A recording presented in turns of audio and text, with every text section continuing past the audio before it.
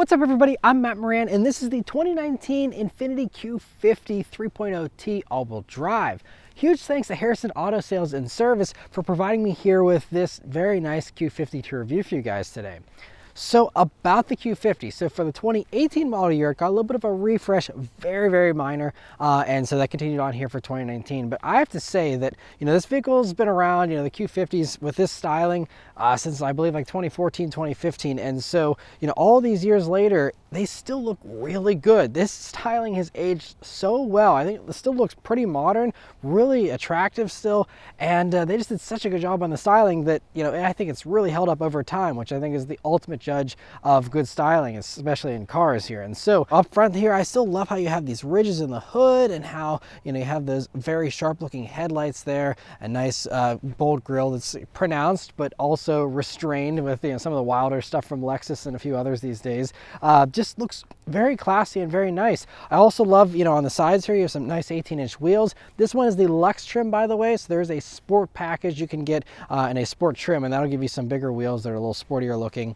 But, these ones still look really nice, and a very nice side profile here still, with the chrome around the windows and all of that. And then going out to the back, still really nice. Again, you have, those taillights that have a little bit of complexity to them and look a little more expensive with their like slight tinting they have. And just a nice look out back. You also have the nice dual exhaust tips there. And so from every angle, I think the Q50 still looks really nice. The interior of the Q50 is a really nice place to be. Now, it is not the most high tech, even for 2019, but I do think that the styling of the interior with the curved dashboard and the way it kind of flows into the doors here is really nice. And, some of the tufting you have here on the doors and the wood trim, it all looks, pretty nice and classy, especially for something that's, not the upper levels of luxury. It doesn't feel as nice as the interior of like a Mercedes C-Class or something like that, but it certainly feels nice in here, and I think still feels appropriate for the Infiniti, branding and the luxury, branding. And so anyway, first thing, sitting down in these seats, you have these really soft, comfortable seats. Now this is again the Luxe trim, so, not super sporty or anything. It'd be nice to have a little bit of a sportier bolster if you're an enthusiast like I am, but really comfortable seats and hard to really complain about them. They have all the usual power adjustments and just feel really good. The steering wheel is also really nice, has a great 9-3 grip, nice 10-2 notches, a few buttons here on it, but not anything overboard or crazy.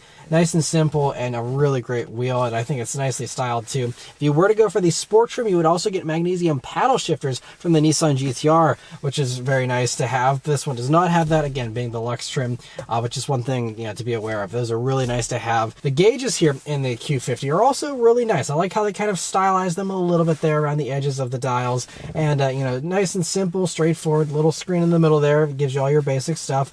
Very easy to understand and use, and I really like the way they look. The only thing I will say is this gauge pod comes up unnecessarily high, and so if you're a little bit of a shorter driver, that may block your forward vision a tiny bit. And while I can appreciate, it's a little bit of a sportier design setup with the double bubble kind of gauge pod thing, it just comes up way too high and seems unnecessarily high, and so that's my only little complaint as far as that goes. But coming over to the center of the dashboard here, this is the biggest sore spot with these Infinitis, is this dual screen setup you have here in these. And one big disappointment about it is that it does not have Apple CarPlay or Android Auto even here in 2019. It took Infiniti a long time to implement that. I believe there are aftermarket workarounds, and I believe even Infiniti has a way to upgrade some of the infotainment systems so that you have that smartphone integration, but this one doesn't have it, at least from the factory. So it's okay though. You have an 8-inch screen at the top, a 7-inch screen at the bottom. On higher trims, the top screen will handle navigation primarily, and this is kind of like an extra little screen that shows you a few things that are unnecessary, honestly, because all the main stuff is on this lower screen, which is actually the better of the two screens. It's easier to reach, it has better graphics, and as far as like changing radio stations, that's all nice and simple and attractive. And honestly, I think that screen has everything you need and is totally fine, again, aside from that smartphone integration. It even has like some performance data there. It'll show you your G-forces if you're an enthusiast and things like that. So it has some nice little touches that you don't really get in some of the others all the time. And so I don't know. I don't think this is really a bad setup. If you can get the smartphone integration in here, I think it's totally fine. And you have your little hard buttons here on the sides, to control everything else. And you also have a nice volume knob here right in the middle. And The one thing I will say about the volume knob though is it's slightly blocked by the shifter, not the perfect positioning there, but it is nicest in the middle, so it's easier for passengers to reach. And you also do have a little controller wheel down here to control that top screen if you'd like. But again, since it doesn't really do too much here in the non-navigation equipped vehicles, it's not something you're going to be using too much. Other things though, storage spaces here in the Q50 are pretty good. You have a nice pocket in the door with a bottle holder. You do have 2 cup holders here in the middle. You also have a little, old-fashioned cigarette lighter ashtray combo. It's a little dated. It'd be nice to see some better storage. And you do see better storage options in a lot of the competitors as well. So, maybe that's, one little downfall here is the fact that you don't have a ton of storage. You do, though, have this nice center armrest, though, which is very softly padded. It feels great to rest your elbow on, actually. And you open that up and you'll see that you have, a few hookups there, and nice to even have an auxiliary jack there still.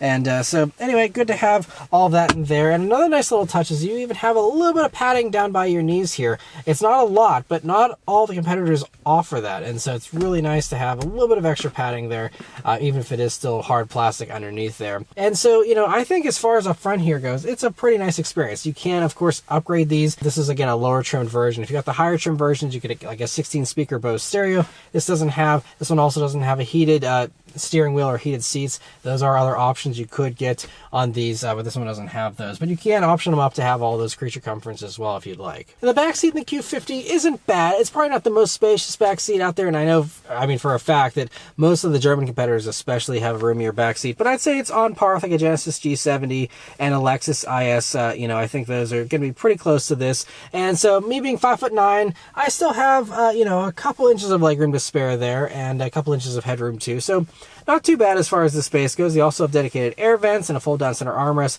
with some cup holders. Also, the trunk here in the Q50 is pretty good. Now, it does kind of taper down towards the bulkhead there by the back seats, but it's actually a pretty nice sized trunk. And by the numbers, I think it actually has a little bit more space than some of the others do. And so a pretty nice trunk as far as, this segment goes. And so I think overall, they did a really good job. I don't think the Q50 interior does anything, exceptionally well. And I don't think it's better than any of the other competitors, but I think it also, for its, slightly more value price proposition and, the fact that it's an Infiniti and not, one of those more expensive brands, I think that they did a really good job with this interior, and it still does feel very nice. And let's start it up and go for a drive. The Q50 here has this nice little key that Infiniti's been using for a long time, but honestly, I have no complaints with it. Yes, it's not the most expensive or fanciest looking key, but it's small. I like small keys, don't take up a ton of space in your pocket, and so just a really nice little key. It is, of course, keyless access, keyless entry, and push button start. So just leave the key in your pocket, hit the engine start button, and it starts right up.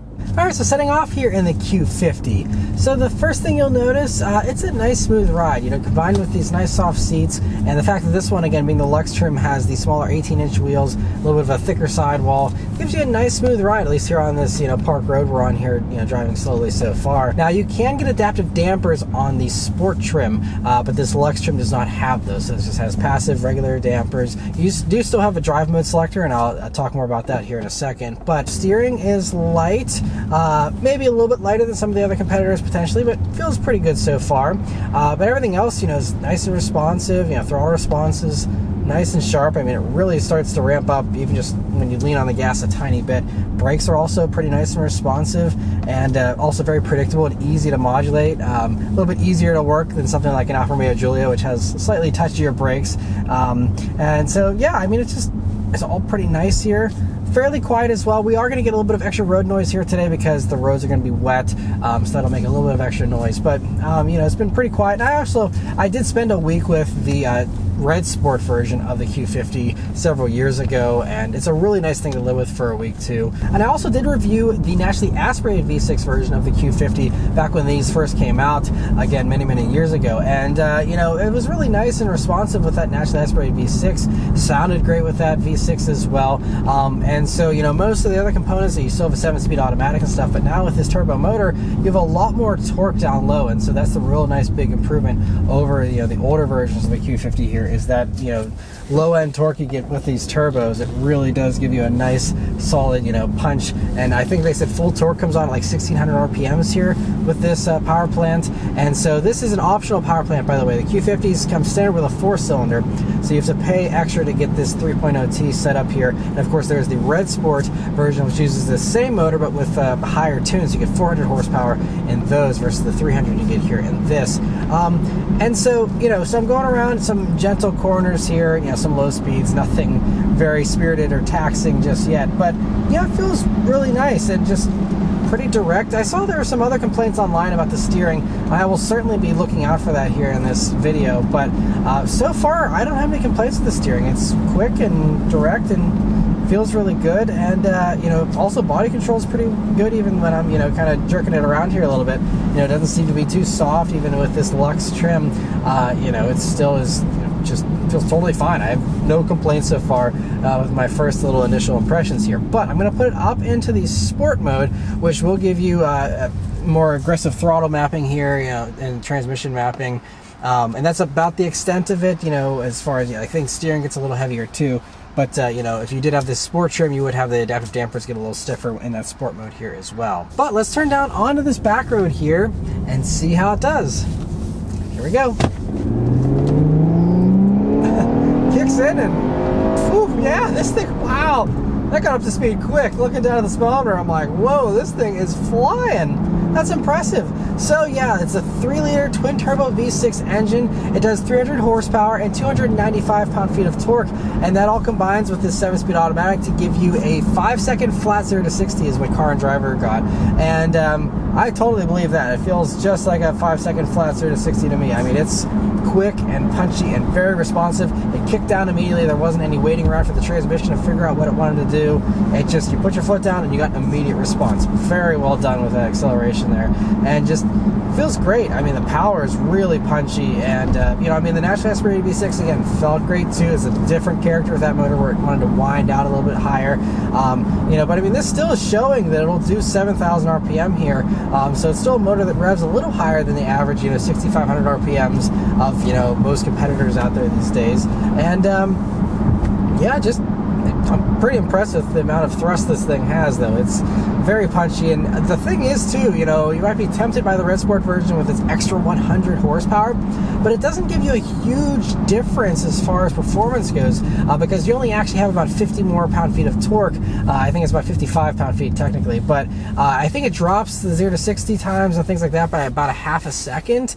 So it'll come down obviously on the used market as far as the price differences. It might be a little bit closer, I don't know, but I mean, if you'd like a Red Sport, but it's, tough to justify the price or you can't find one, I think the 3.0t here has plenty of punch to have fun with still, and especially if you had the sport trim, make it even sportier as far as the setup and stuff. But with the sport mode here, it was really responsive and it just feels really good. But we're coming up to a tight corner here, and let's see how this version handles.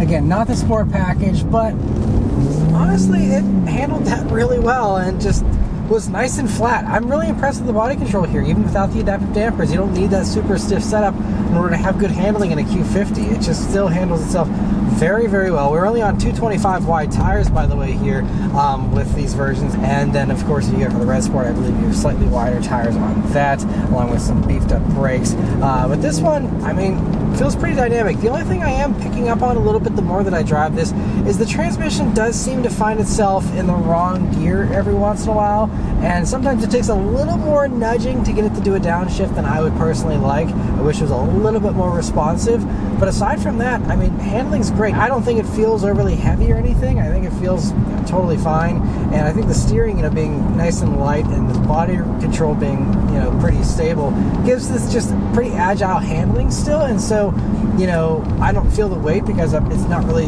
sloshing around on me or anything. It's just nice and sharp, and there's a little bit of heft there to it, but it's really not bad. And I mean, going over some potholes here and stuff, I mean, it soaks it all up very nicely. So especially if you're someone who doesn't need the absolute best handling, 100%, going for these 18-inch wheels here on a Luxe or, even a base trim, I think it's going to definitely give you a nice blend of, good handling and still good ride. But as we're going over some of the bumps, one other little thing you might be noticing is that there are a couple little squeaks and rattles here in this interior. Now, they're subdued, and it's really only like one or two, it seems, around the center console area here.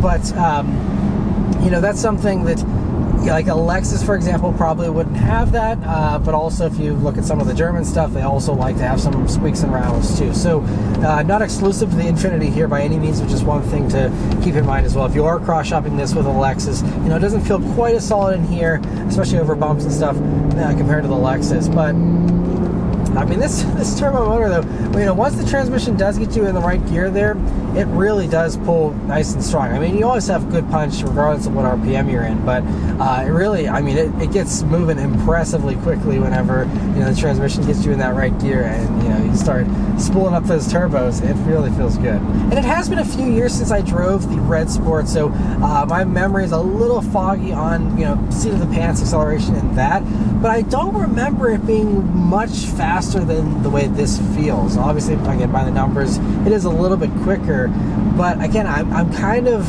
you know, like just seeing that this is really I think probably the sweet spot as far as a bargain, you know, value performance sports sedan goes. And the thing is too, since it is the same motor as the Red Sport, you know, if you're not opposed to tuning and modifying your vehicle, I mean, you could potentially, you know, tune this up to, you know, give you as much or even more power than the Red Sport. Potentially, obviously, the Red Sport's probably been, you know, had some other enhancements done to it to, you know, make sure that the longevity is there. So, you know, you're on your own as far as tuning one of these things, I'm sure. But, you know, just worth noting with turbos, it's very easy to make extra power if you do find yourself hopping in one of these and, you know, maybe wanting more power down the road. That is something you can certainly do here in these for sure.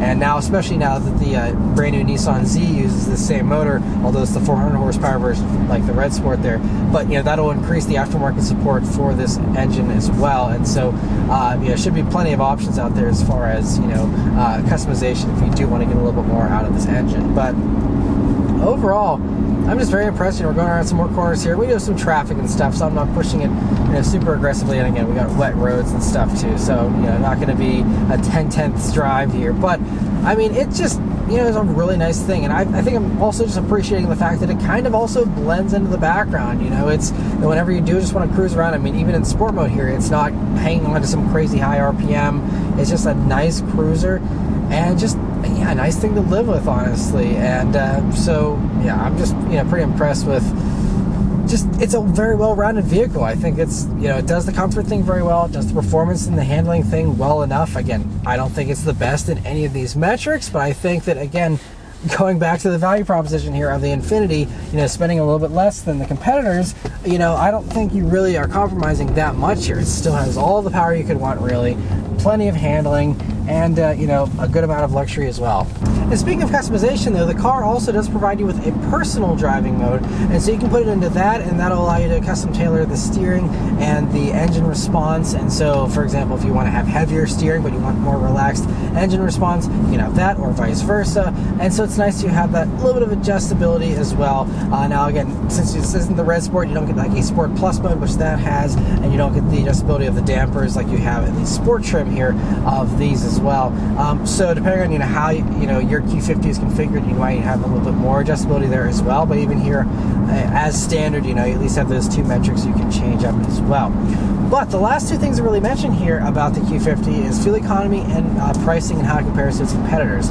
So fuel economy here, these are rated at 19 mpg in the city, 27 on the highway, and 22 combined. And, you know, I mean, for the amount of power this has and stuff, it's, I think, a totally fine amount of fuel economy there, and it also will highly depend on your driving style. If you're getting on the boost all the time, you're going to be seeing not great fuel economy, and if you're going to be, you know, taking it easy, then you might even overperform those numbers. You know, it just comes down to really how much you use those turbos, honestly.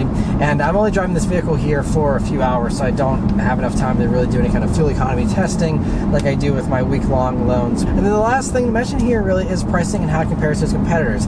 Now, again, I'm reviewing this 2019 model year vehicle in 2023, so, you know, on the used market here, you know, it's going to totally come down to your deal and, you know, how many miles, all those types of things. Now, they still do sell the Q50 brand new, and, you know, I think brand new, these are a little bit of a tougher sell, especially in 2023. I'm not going to really discuss that too much because, again, we're talking about a 2019 here. But what I can say is, like, this one, which is for sale at Harrison Auto Sales. I'll include the link in the description if you want to check it out. If you're watching this in the first few weeks that I've been posted this, it might still be available if you're curious and you're wanting to check it out. But as far as this one, this one is listed for $25,899, so under 26 grand, and this one's got 50,000 miles on it. But it's like you can get a 2019 model year Infiniti with 300 horsepower, a 5-second 0 to 60 for under $26,000. I mean, that's a solid deal, I think. I mean, especially these days here, in 2023, a lot of people are so tired of, expensive vehicles and vehicles just ballooning in price. Here you go. Just get a couple-year-old Q50, and instead of paying, almost double the price for a new one, I mean, just get a really nice used one here, a really nice experience for, well under $30,000 here. I think it's a really solid value for the performance you get, the luxury you get, the looks you get. It's really great. And it's also, since it's Japanese, you don't really have to worry quite as much about the expensive maintenance like you might have to worry about with the Germans, which do also depreciate pretty quickly. But with those, you usually have, some more expensive maintenance, even as far as regular maintenance stuff goes. And they also like to have, some weird electrical gremlins and quirks every once in a while as well. And, so I mean, they do have their perks as well. They have nicer interiors, and dynamically, some of them will be a little bit of a better performer than this. But if you're someone who doesn't need to have the best and you just want something that's, still very good, I think this is a really great, kind of compromise to save yourself a good bit of money and also, still have a really great vehicle for a very, very good price. The only other stuff that comes close as far as value propositions go, I think, are the Genesis G70 and potentially the Lexus IS, depending on which trim you get. The thing about the Lexus is they, seem like they're pretty bulletproof, especially, with that V6 that they have, which is naturally aspirated. It's been around forever. I think the Lexus feels a little more cramped inside with the way its interior is designed, though. But the Lexus is very nice, also handles very well, and is, a very high quality feeling vehicle. But I really like the G70, and I actually just happened to look for kicks and used G70s of this same, 2019 time period here. It's kind of hard to compare directly to this model because there's a slower version which has about 50 less horsepower than this. There's a faster version which has about 65 more horsepower than this. So you kind of split the difference here with the Infiniti. But as far as those Genesis goes, even if you go for the faster one with the 365 horsepower that they have, those are going to still be a few $1,000s more expensive than this. If you're okay with less power, you can probably get a G70 around this price. But I think this even undercuts the G70 here on the used market.